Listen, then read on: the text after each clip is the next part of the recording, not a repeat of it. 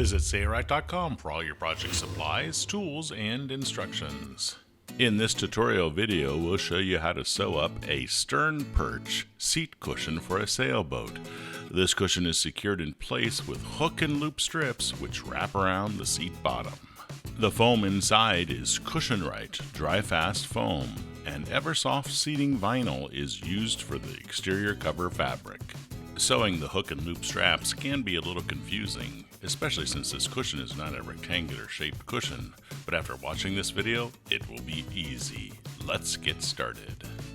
The first step is patterning the Sternperch and then cutting the CushionRite foam to size. All we need to do is just mark around the pattern with a marker.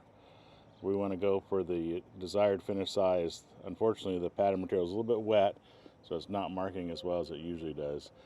And then we're going to mark this top, and this is the front. Okay, the perch on the opposite side is a different shape, so we need to pattern that as well.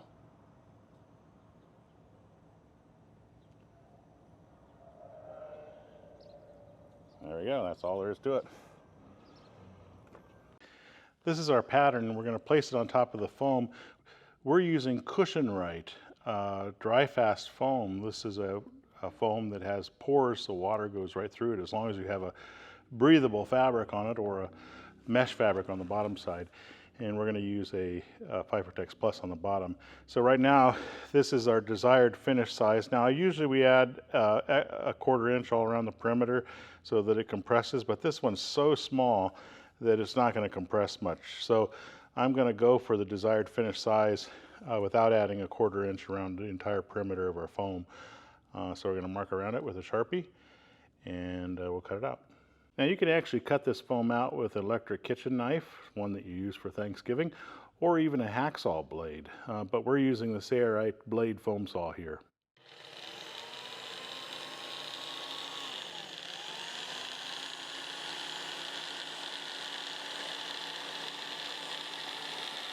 In this next chapter, we're going to cut the top plate to size using our Eversoft vinyl fabric. For the top side of this cushion, we're using a vinyl fabric called Eversoft.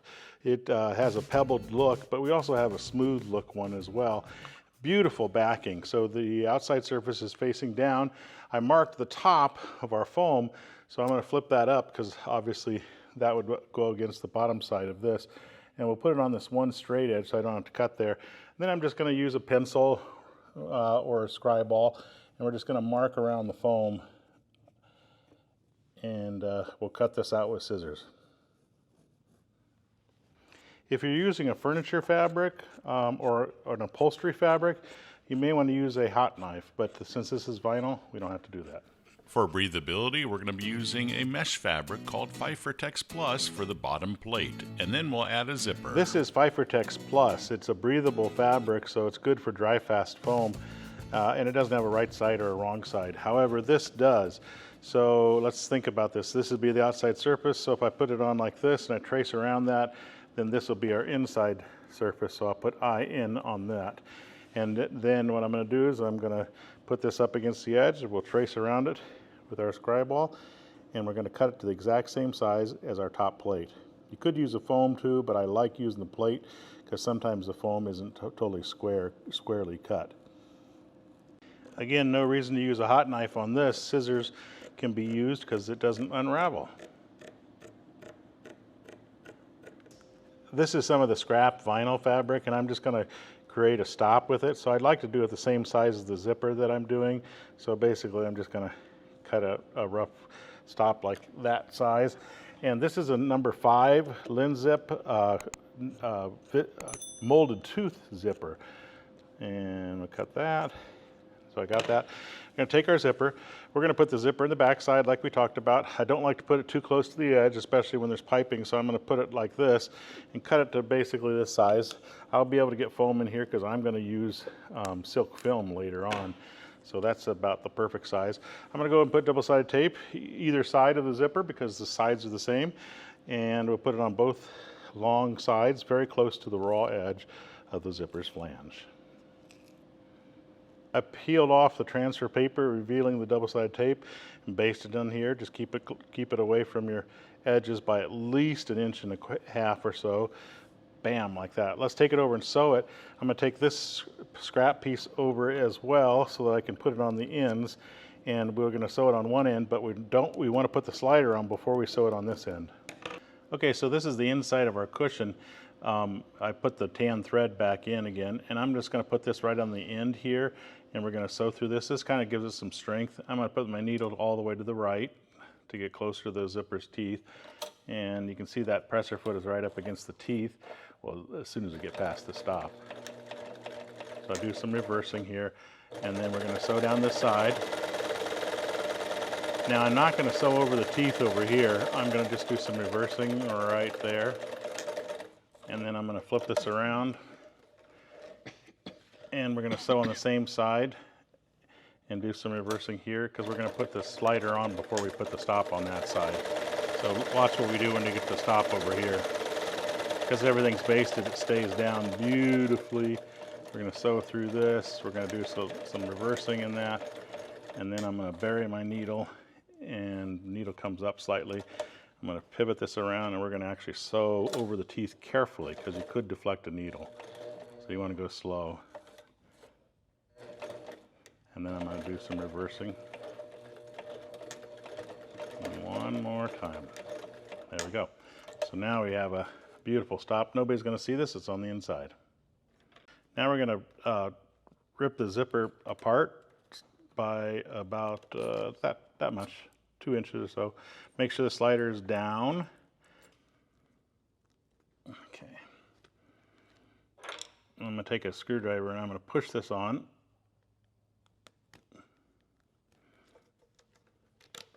There we go. Let's put it right about there in the middle. It's a little bit harder to put it on when you have it sewn on here, but then you don't have to move the slider to get it out of the way, so that's just one technique. Okay, so now I'm going to put a stop on this side in the same manner that we did over there. I'm going to sew here, doing reversing here, doing reversing, and sew over the teeth like we did on the other end. Now I'm going to take a seam ripper, and I'm only going to cut the mesh material. And we're going to try to keep it in the center. This is a quick way to make a zipper, and it works really well with a seam ripper like this. So sometimes I flip it over so that I don't hurt the zipper, so that red ball goes on the inside. And then there's my slider, so I have to finagle my way over that slider.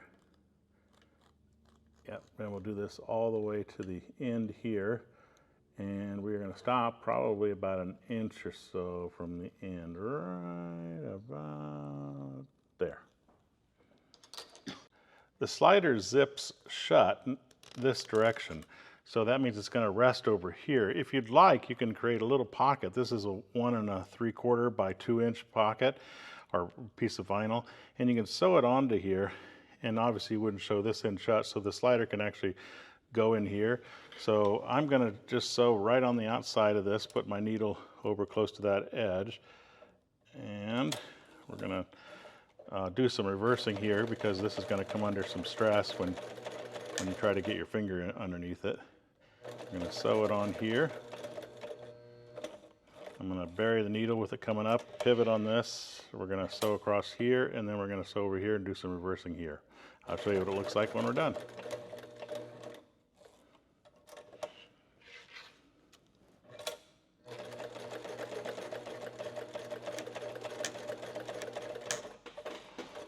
Okay, so now when we trim this, well, those nippers need to be replaced. Now when we take the slider and we shut this up, the slider can rest under here even further back if you want, and it won't hurt the deck. Next, we'll cut our boxing to size, and we're going to add piping, which is optional. The thickness of our foam is 2 inches. Whatever your thickness is, add 1/2 inch to that to the boxing. So we're going to cut our boxing to 2.5 inches. If we measure around the cushion with a soft tape measure, you can see we need at least 56 inches. I'm going to go about 60 inches of boxing length. Using the clear acrylic ruler, we're going to cut a 2.5 inch strip that's 60 inches or close to 60 inches in length. We're going to put the zipper in the bottom of this cushion, not in the boxing. And we're going to put piping on one side of our cushion, so we're going to put it on this side. This is a prefabricated piping that's available from Sailboat. It's a different brand than this, and that doesn't really matter. I think it's going to look great together. So we're going to baste it onto here. You could baste it onto your top plate if you wanted to, but I like to actually baste it on the boxing a lot, and then I sew it onto the boxing. So I'm going to put 1/4 inch seam stick for canvas and upholstery very close to the raw edge, because I don't want this to show through when the piping is exposed. If you measure the flange of our prefabricated piping, you can see it's a 1/2 inch, and that's what our seam allowance is, so that's about perfect. It can be less or more, and it won't hurt that much as long as it's close to that. I'm going to peel back the transfer paper, revealing the glue, and we're going to baste this right along this edge. This keeps it from moving as I take it to the sewing machine and sew, so I highly recommend it. You don't have to do this, but if you've never sewn cushions, or if you're not a professional, you may want to do this. Now, I'm not going to start right on the end because we have to join the ends together eventually, and I'm using the same color or coordinating color with the piping. I like to do that, and then I like to switch it up for the color for the actual boxing and the top plate later on. This way this thread doesn't show up. So I'm basically just sewing it in place so that it doesn't move. And this, the LSZ sewing machine, the Ultra Feed LSZ, has a cording tunnel built right into it. So I'm just feeding the piping in that cording tunnel. The LS sewing machine, the straight stitch only, also has that cording tunnel.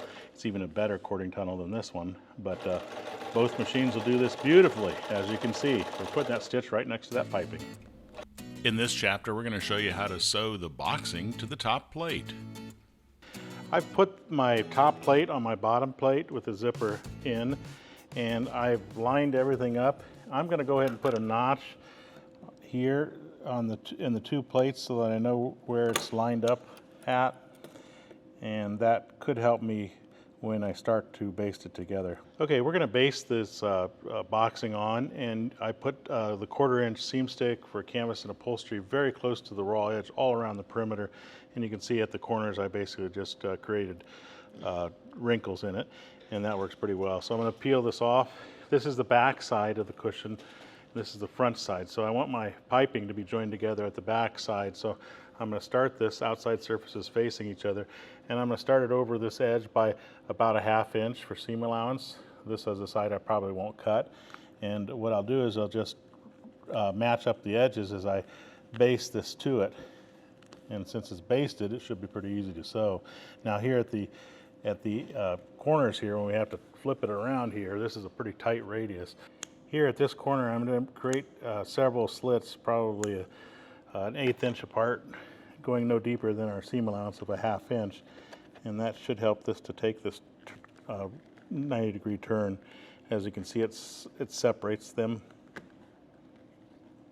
like that. Okay, so now we're on top of the other piece. I'm going to mark this right here where that boxing ends, and then I'm going to measure over 1 inch for our 1/2 inch seam allowance, which is right here. The ruler's upside down, but that's exactly 1 inch, and I'm going to cut off the excess at that, making sure that it's perpendicular to that edge, or right about there. Okay, so now when these are sewn together like that, then they should be equal the right size. Now we do need to cut some of this piping away. That's why we kind of left it uncut, or left it unsewn here at the end. So let's see. We want it to be flush because we're going to put a piece of fabric over it. So I'm going to cut this one. Let's just cut this one first. Well, let's just cut it so that it's going to there. So let's just cut this one so that it's like that. And then I'll cut this one right there. And that should make it flush. Let's see if it does. Get rid of this.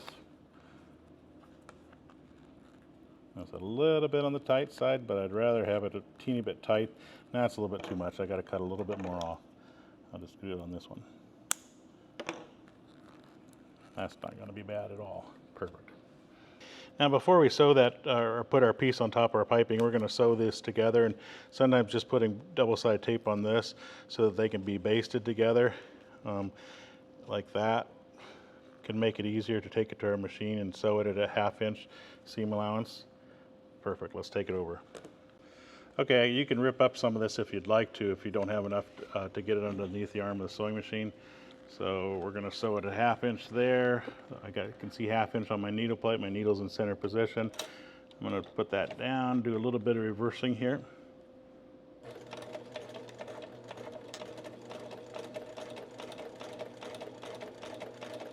A little bit of reversing here. That's all there is to it. This is a sample piece of the same piping brand, Morbrin, that you can get from Sailboat. So you don't have to order this to create a cover for the joint of the piping. So I'm just going to cut a piece off. It's obviously too long, but it's about 1¼ inch wide. And I'm going to shove it under here. Make sure to get that double-sided tape out of the way and pull it through. Sorry, my fingers are going to be on the way for a second. There we go, come on through. Make sure it's kind of centered in there. Okay, with it centered, then I'm going to fold this piece up and I'm going to push it through, and I'm going to make sure that it's nice and tight up against there. So see how it creates a nice transition for the two pieces. Okay, so now we're going to take this back to the machine here, and we're going to start sewing here, and we've got our tan thread in here. And notice the blue threads on top that we sewed the piping on, so we can use that kind of as a reference of where this stitch should fall. So the piping's in the cording tunnel, and we really should be sewing right on top of that blue thread. And I'm going to hold this together as we sew. I won't do any reversing here, and you could fly this apart, but it's all right if just to set it on either one side or the other. Okay, we got some skip stitches there that we're going to have to fix, mainly because of the bulk. We were getting a few skip stitches with the standard cording tunnel because this Eversoft is two layers of Eversoft plus the prefabricated piping. It's pretty thick, and the center foot was actually not coming down hard and holding the assembly down as the needle exits. So I put the larger cording tunnel foot on the LSZ sewing machine. Now you wouldn't have that problem with the LS1 because its tunnel is bigger, but this will resolve that problem, and I'd rather have it sewn perfectly than have a few skip stitches. So that's just good information. If you don't have this and you're planning to do piping, make sure you buy the large cording tunnel if you're buying an LSC, or if you have an LSC. So now I got no skip stitches, and it even works better. We're coming to this corner here, and this is the one where we made all those slits. And again, you just have to make sure you push this in so you don't get any wrinkles in your seam allowance area. Pretty easy, just go slow, like that. Push this down.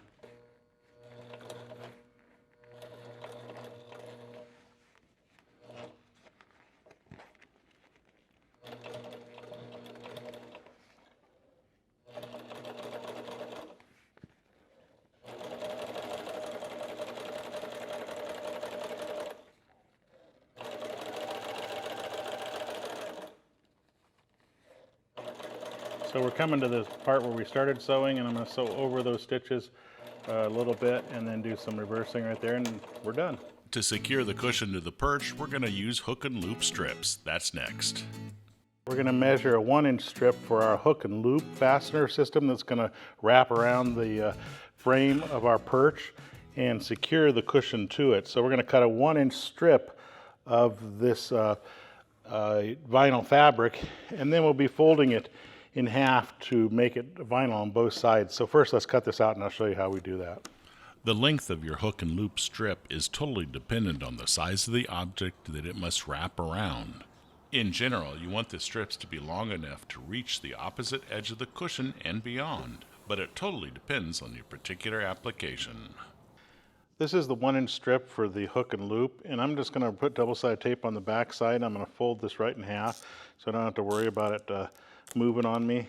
So I'm going to peel this off and then fold it like this, end to end, and make sure that it's directly on top of each other. Trim it if it's not perfect.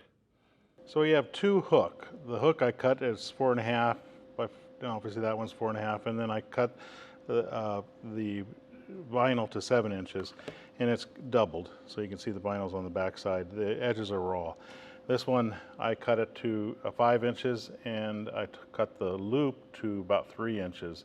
So I have 2 of those and 2 of those.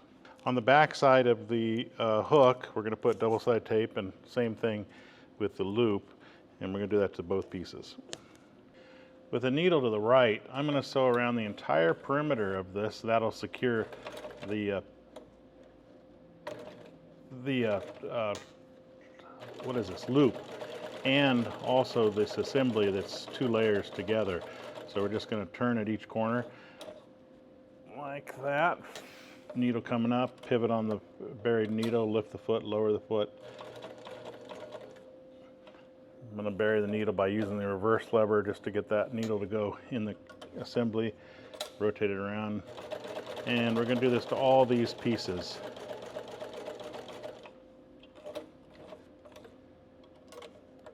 And then I'll do some reversing at the end. Okay, so that's what you should look like with the loop. The back side looks like that. Now when we sew the hook, the only thing about the hook is that you'll notice that the stitches on top of the hook will look kind of wacky because of the fact that the hook is raising the stitch off of the fabric assembly. So don't be alarmed at that. The underside will still look beautiful. This is the all-important chapter. The placement of the strips on the bottom plate will reveal exactly how to do it next. Okay, this is the outside surface of our bottom plate, and I took a scribe ball and I marked a line so it's parallel to the front edge here, and I did the same thing over here because I want a hook and loop to be at the corners. So I did the same thing over there. Now this is how the hook and loop will work. This is the loop, and it will go on like this right along that line here. So right about there, and then this one will go here and along that line, okay? And then these will go up the hook along that line like that, and then this one goes over here like that, okay? So, okay, so I'm gonna move these out of the way for now, and I'm just gonna clip these in place so that I don't have to worry about positioning them again. So right there, and this one goes right there.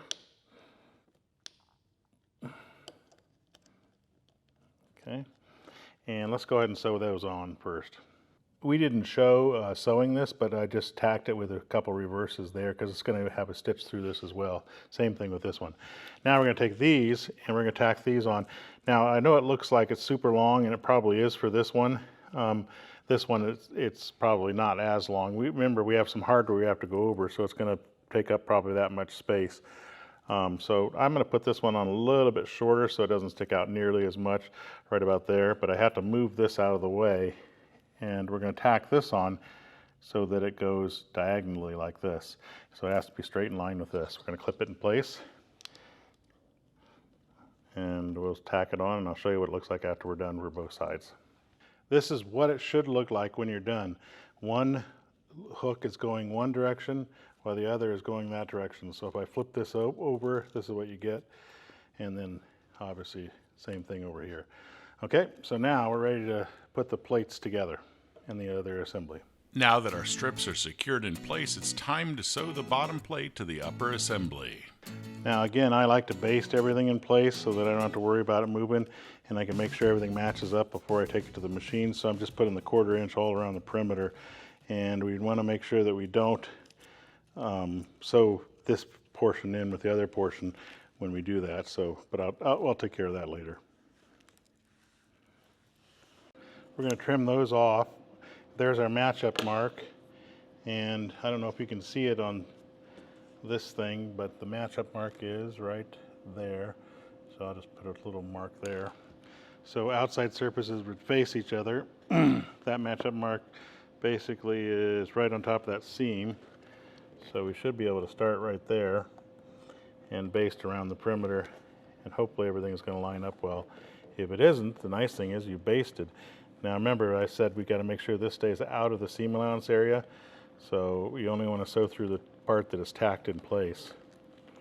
So let's to tack that on, and then I'll move over here and we'll tack all around the perimeter. And if I'm off a little bit, I'll show you what I do to correct it. Got to move that back. Looking good so far.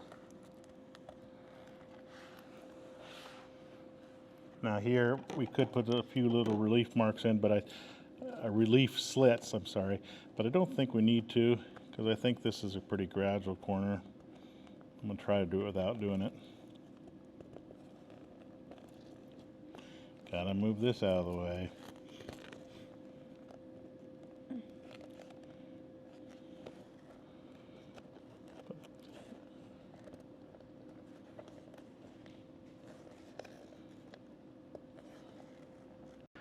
We are basted all around the perimeter, and it came out nice. I mean, everything's matched up pretty well. It doesn't have to be perfect. Like you can see, we're a little bit off here.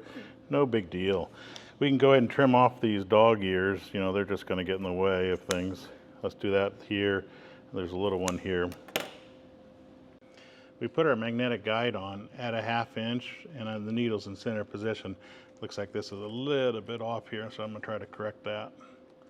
Probably not going to be a big deal, but yeah, that'll work. Okay, so this is going this direction, so I'm going to try to keep that going the same direction. I'm going to start in the back side of the cushion, so 1/2 inch seam allowance, no reversing here at the beginning. You notice the bottom plate is facing down, and all we need to do is just sew around the perimeter like this, following that contoured edge, or curved edge, I should say. Doing a 6mm straight stitch. We want to check every once in a while to make sure that everything is still basted in place, and make sure you don't sew through any of these hook and loop tabs that shouldn't be in the spot. You want to sew on the ends, but like here I can feel there's one right there I'm going to sew through, so I got to make sure that I move it before I get to it. So what I'm going to do is I'm going to bury my needle, I'm going to lift this up, and I'm going to take a screwdriver and I'm going to push it back. See right there? I was going to sew right through it. I can feel it. I'm going to move that out of the way, rebase this. Now we can sew.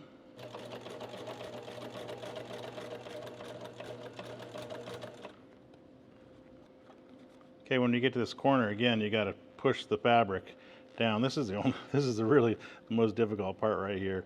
So go slow if you have to. I'm going to turn the worker bee power pack system down to super slow speed control, so that I don't have to worry about anything taking off on me when I do this corner. So watch this. Push wrinkles out of the seam allowance area.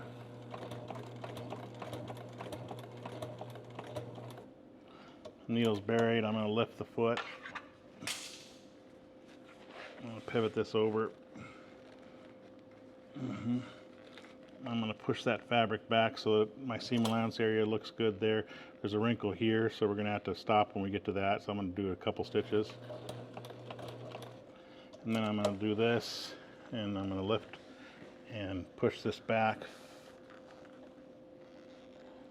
so that it's flat in front of it, as flat as I can get it. Sometimes I can use a screwdriver and actually kind of flatten things out. Lower that. Continue to sew.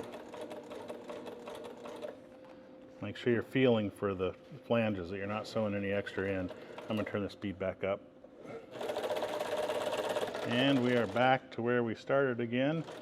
We're going to sew over those stitches by 1 inch or so and do some reversing. That's it.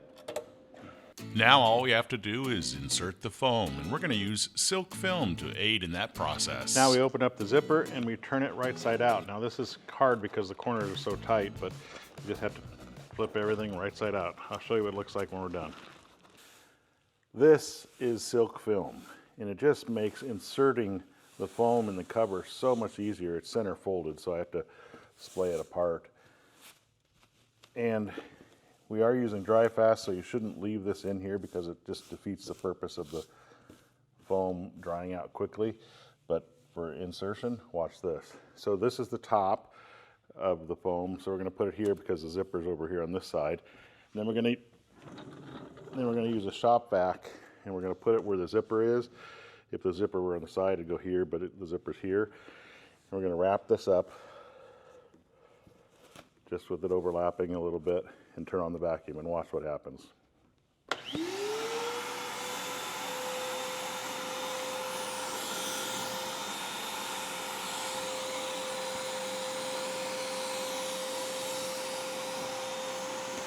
Now 2 people make this a little bit easier, but I can get it in there still. Bam, it's inside. Turn this off. Now once the silk film goes away, it's going to expand like crazy, but we want to take some of this out, especially on the bottom side. So I can either rip it out or you can use scissors, and we'll just throw that out. We need to get more of this out of here. So we've got pretty much the whole bottom side revealed so the dry fast can work. If you didn't use dry fast, then you might want to leave just a little opening on the bottom side to prevent water from getting to your foam, but dry fast doesn't matter. So now we need to work the foam into the corners, and this can take some time, especially in these tight corners. So I'm going to come back after I get it all worked into the corners exactly and show you what it looks like when we're done. Now I like to roll the seam allowance to either the boxing or the plate side. I'm rolling it to the plate side, which makes it look better. You don't have to do that, but I did roll it over to one side, hopefully everywhere. Then we just zip it up, and since we have this little pocket, we can kind of push this in here to protect it from the surface. I don't like to push it all the way in because it's hard to get it out. And these work like this. It looks weird, but look at this. Bam. And then this one comes across like that. Same thing with this one. This goes across like that, so it makes it straight. And then we go around whatever hardware's on the boat, and you got it fastened. So there's our front edge.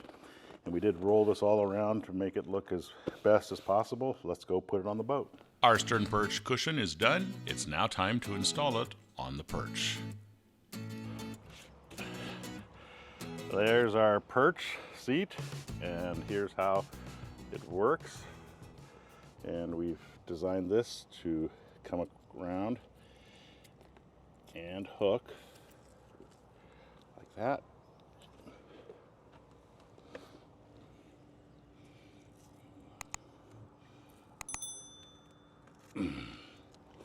Nice. Pretty sweet. A little bit of water from the day before. You'll see a full materials and tools list in the description of this video.